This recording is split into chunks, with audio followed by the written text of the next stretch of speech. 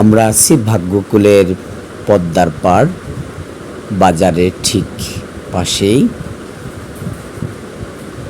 পদ্মায় পাখিদের উড়াউড়ি দেখছি। ভাগ্যকুল বিক্রমপুরের এক ঐতিহাসিক জনপদ। ভাগের কুল থেকে ভাগ্যকুলের উৎপত্তি। এখানেই বিক্রমপুরের প্রসিদ্ধ জমিদার রায়কুণ্ডদের আবাসস্থল ছিল। বিক্রমপুরের সিংহবাগ জমিদারি তাদের অধীনস্থ। তারা বিখ্যাত ব্যবসায়ী ছিলেন দুই বাংলার।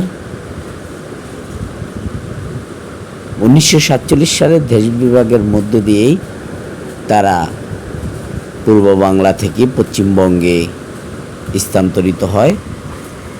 আমরা ভাগ্যকুলের কিছু পুরনো স্থাপনা দেখছি যেগুলো এখনো টিকে আছে।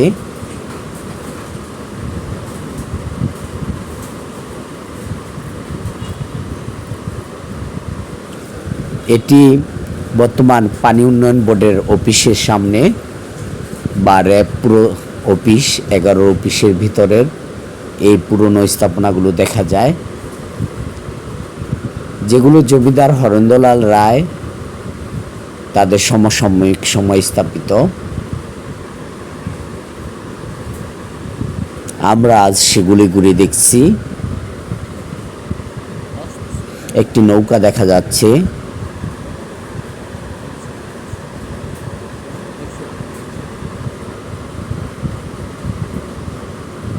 পানি উন্নয়ন বোর্ডের নেম ফলক ভেতরের অংশ।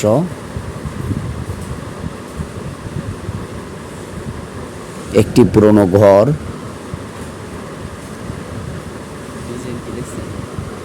তেরোশো 32, আজ থেকে 100 বছর পূর্বের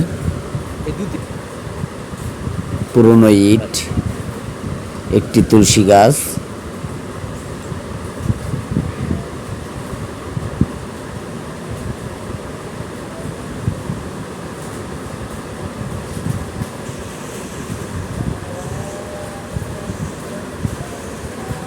এরকম মোটা লোহা এখন পাইবেন? সুন্দর একটি কারুকার্য।